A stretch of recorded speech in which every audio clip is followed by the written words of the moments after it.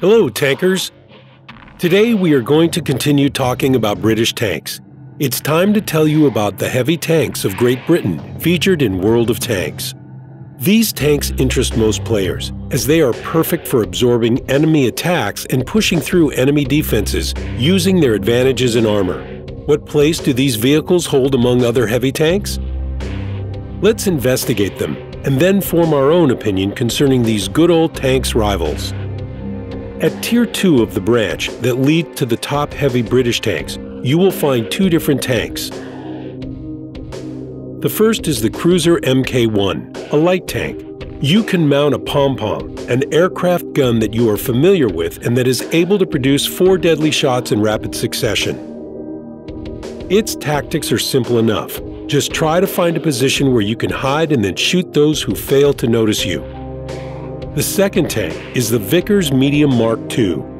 It has more hit points than any other tank of this tier, but it's rather bulky and has relatively thin armor. On the other hand, the vehicle is very maneuverable and its damage potential is high. This allows you to shoot your enemy from long range and support your team while attacking, using heavily armored tanks as your cover. At Tier 3, we meet another tank pair. Let's begin with the Vickers Medium Mark III. This brainchild of Vickers engineers is bulky, but it is also capable of very high speeds. Another advantage of this vehicle is the quick aiming speed of its best gun. These two facts mean that it will be easy for you to rush to an advantageous position and then just shoot, shoot, shoot. The A-10 Cruiser Mk2, a light tank, is armored better than its fellows and it is more maneuverable, and there is even more than that to it. Mount a 94mm HE gun on this vehicle and you will be able to make use of its full deadly power. One shot from this gun can send the enemy back to his garage, even if he is of a higher tier. Let's stop for a moment and study some techniques that can be useful for playing this vehicle. Mounting the binocular telescope module will allow you to act like artillery if you hide well enough.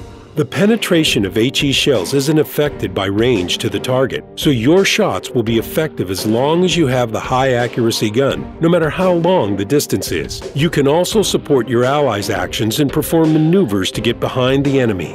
While fighting with a higher tier enemy, aim at its turret sides and the back of its tank, where the armor is thinnest. If you do this right, this technique is sure to provide you with kills and experience. At Tier 4, you will see tanks that are well known among players. These are the Valentine and Matilda. You've already seen their premium versions in the Soviet line. Now you have another chance to meet them and get some new impressions while driving these tanks. The Valentine Mark III, a light tank, has very strong front armor. Though its sides aren't very well armored, it still suffers no damage from most hits. If you position your tank diagonally, you can effectively confront enemy tanks from the same tier. The penetration potential of your 57mm gun will help you reduce enemies' health easily. But it's relatively slow, so you can't shift between positions quick. The Matilda medium tank is more heavily armored and very bulky as well. Its 40mm gun is very powerful and capable of penetrating almost any tanks of the same tier. A good gun and solid armor means that you'll certainly be satisfied while using this tank. On Tier 5, we meet a true heavy tank. The Churchill is yours to command. This vehicle, also familiar to many players, is another low-speed kind of infantry tank. Its thick armor is of very little use though, as the tank is too large and bulky and its hull armor plates are vertical. Thus, it can be penetrated easily if you attack the Churchill from its side. But things get better with the 75mm Vickers gun. Its high rate of fire, good accuracy, and excellent potential penetration help you contribute to your team's performance. You just have to find a single tank and completely destroy it, and that's enough. Let's move up to Tier 6. Here you can see another Churchill version. It's twice as heavily armored now. This has made the tank even bulkier, but you can never have enough armor when we talk about heavy tanks. So go ahead and make the enemy's shells ricochet. They'll definitely fail to penetrate your armor, so try to use it as best as you can. Moving to Tier 7, there's another déjà vu awaiting for us. Yes, it's the Churchill again, and its hit points are doubled, which means that you can use them to lead your team's attack.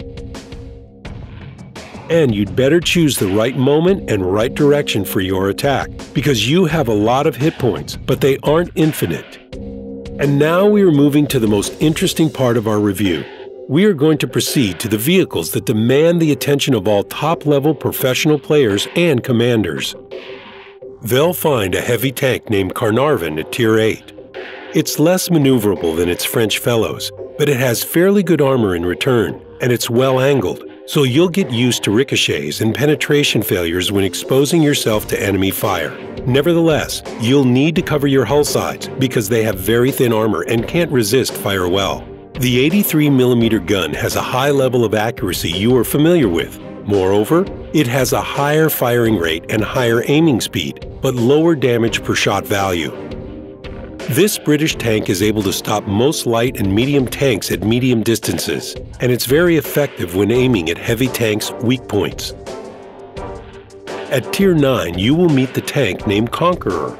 Its armor is more or less the same as its predecessors, but this vehicle is a fine combination of maneuverability, low accuracy penalties while moving, and awesome elevation angles, which will make your enemies suffer. However, from this point on, you can expect that your armor will keep you safe. Find cover and attack quickly from behind it, and hunt weakened enemy tanks as well. But if this tank's hit points get low for some reason, it can still play in TD-style ambushes, and it can make a significant contribution to the team's performance with its accurate 120mm gun. Now we've reached the top of the British tank line in World of Tanks, so let me introduce you to the FV-215B, a futuristic heavy tank of the highest tier. This vehicle is hard to control. Its turret is located closer to the back of the tank, and its armor is relatively weak. As the vehicle is almost unprotected, you must play very carefully. If you expose your front to enemy shells while appearing from behind cover, you'll certainly end up in your garage. So if you need to come out from behind cover, only expose the tank's tail and turret, and in doing so, you'll protect the vulnerable bulk of the vehicle. Choose the right moment to move backward, exposing to your enemy only the mantle of your gun and the rear of your hull, positioned at a high angle to increase ricochets. This tank is equipped with a 120mm gun. It's almost the same as its predecessor, but it has a higher rate of fire, and this means that this British tank has the highest damage per minute among all heavy tanks in the game. This is its main advantage compared to other vehicles of the same tier. Now let's sum everything up and formulate a brief description of the British tanks in World of Tanks. First and foremost, we can see that British tanks of higher tiers have very accurate guns. These guns also have a high rate of fire and have high penetration potential. Don't look for high-speed limits or almost invincible armor here. And another thing, playing top British tanks is basically similar to using American medium tanks. Light armor and high damage per minute means that you must shoot accurately from behind your allies, paying enough attention to protect your vehicle from enemy shots. That's all for now. Later on, we are going to tell you about the most interesting members of the British tank line in more detail. We wait for your comments on the World of Tanks forum. See you later!